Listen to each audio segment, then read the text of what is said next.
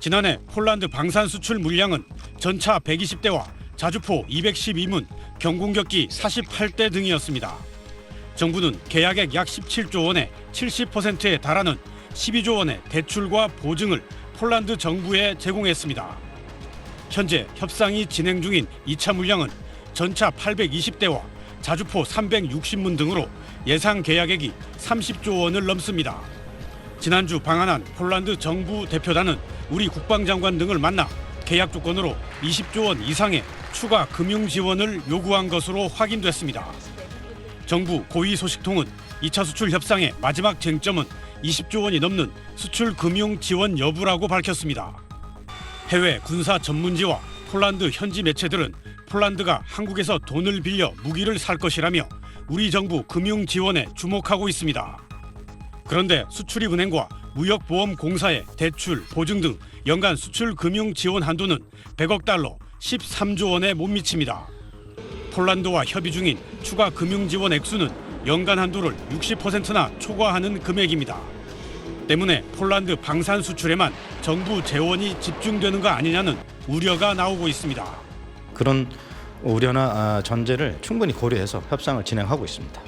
정부 내에서도 기술 이전, 현지 생산에 이어 한도를 초과하는 대출까지 해주는 건 과하다는 의견과 K방산의 유럽 시장 확대를 위해 규정을 고쳐서라도 한도를 늘려야 한다는 의견이 맞서고 있습니다. SBS 김태훈입니다. 지난해 8월부터 11월까지 K2 전차, K9 자주포, FA-50 경공격기, 천무 다연장 로켓 등 국산 무기의 폴란드 수출 계약이 잇따라 체결됐습니다. 모두 합쳐 17조 원 규모입니다.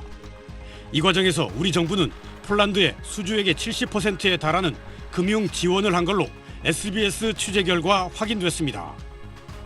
수출입은행이 주관해 12조 원 상당의 대출과 보증을 폴란드에 제공한 겁니다. 방사청하고 국방부가 폴란드하고 지원할 때 아주 적극적으로 해주셨죠? 예, 그렇습니다. 현재 1차 때와 버금가는 K2 전차, K9 자주포의 수출 협상이 진행되고 있는데 폴란드가 1차와 같은 규모의 금융 지원을 요구하고 있는 것으로 확인됐습니다. 정부 고위 소식통은 SBS에 실무급 협상에서 논의되는 아니라며 아직 확정된 건 아니라고 밝혔습니다. 2차 수출은 현지 생산과 기술 이전 등 폴란드에 유리한 조건이 많아 우리 정부는 추가 금융 지원에 부정적인 입장인 걸로 알려졌습니다. 정부 고위 소식통은 2차 수출 최종 조건은 고위급 채널에서 조율하게 될 것이라고 말했습니다. 폴란드 국방장관과 군비청장 등 고위급들이 대거 방한해 오늘부터 엄동환 방사청장과 방산업체 대표들을 차례로 만나고 있습니다. 모레는 이종섭 국방장관과 회담합니다. 이 자리에서 추가 금융지원 요구로 막혀있는 2차 수출 협상에 돌파구가 마련될지 주목됩니다. SBS 김태훈입니다.